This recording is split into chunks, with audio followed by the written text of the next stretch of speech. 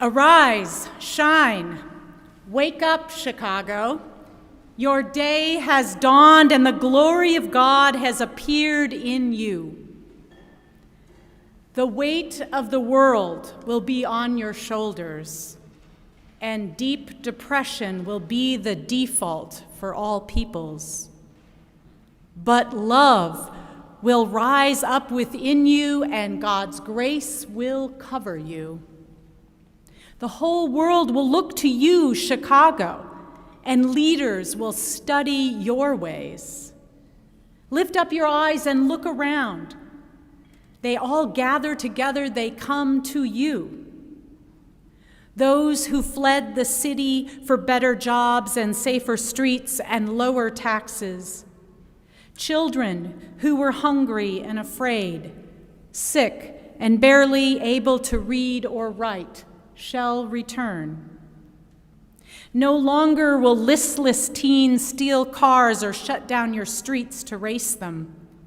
No longer shall swarms of shoplifters steal your goods. No one will shoot to kill in homes or schools or streets. Your parks and festivals will be danger-free. No longer will your politicians steal and get away with it, or the rich go tax-free. Your workers, teachers, and artists will have fair pay. All who are sick shall see a doctor. You will all be whole in body, mind, and spirit. No one shall sleep on the streets or in tents. Everyone will have a home, safe and warm. Then you shall see and be radiant. Your heart shall thrill and rejoice, because the abundance of our farms, lakes, and rivers shall be brought to you. The wealth of nations shall come to you. Even the road construction is finished. Traffic moves like a stream without stones. A multitude of electric delivery trucks shall cover your streets. Trains and planes from both coasts shall come. They shall bring true riches and honor, and you, Chicago, shall proclaim the praise of the Lord. Sounds unbelievable, doesn't it? The day Chicago is the city that has its stuff together, that is thriving more than any city on earth? Impossible. This is how the people of Israel must have felt hearing Isaiah's words. Their country had been invaded and occupied. The wealthy and the most educated had been kidnapped and taken into exile to work for the good of their invaders. Those who were slaves, producing food and paying tributes. Their infrastructure was in ruins. The temple had been destroyed.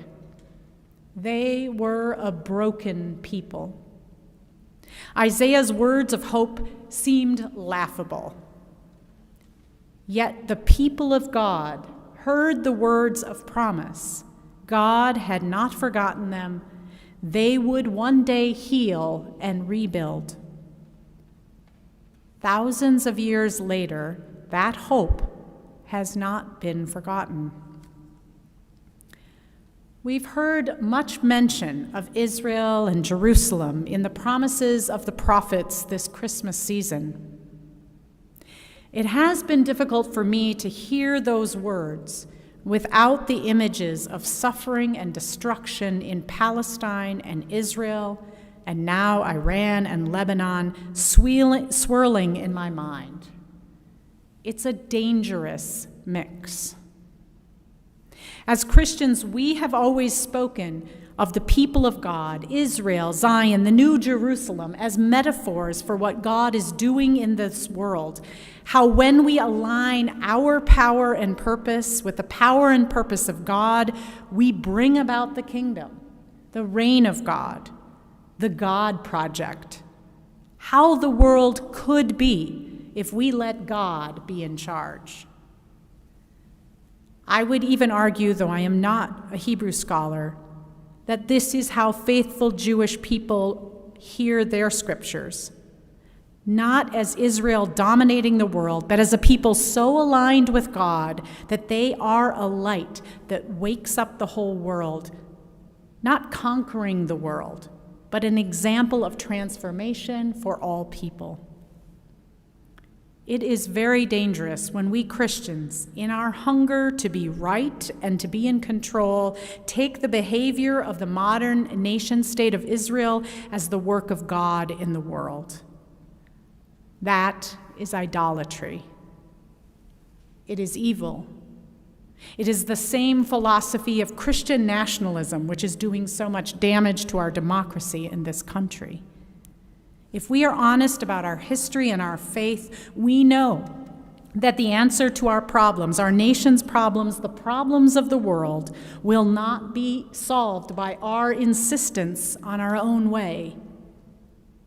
We will not right the world through coercion, violence, or dominance. That is not the way of God. Today we hear about an epiphany, most likely a story. 3 wise men from foreign lands kneeling in a simple home in a backwater country swallowed by a massive empire, bringing gifts to a poor peasant child who has no chance of amounting to anything. Avoiding being pawns of Herod's abusive regime, they go home by another road. We don't hear that they become Jews or Christians or convert their own lands to a new religion, but perhaps they tell a story about how all their wisdom and wealth, culture and control were unimportant in the face of a vulnerable God, born to teach us how to be like God.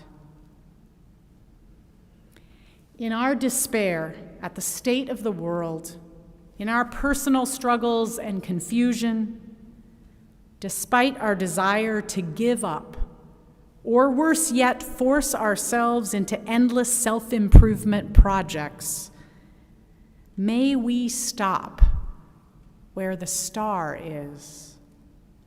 Look for the light.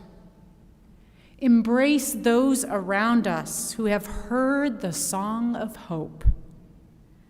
And may our hearts crack open to let the light of God stream in.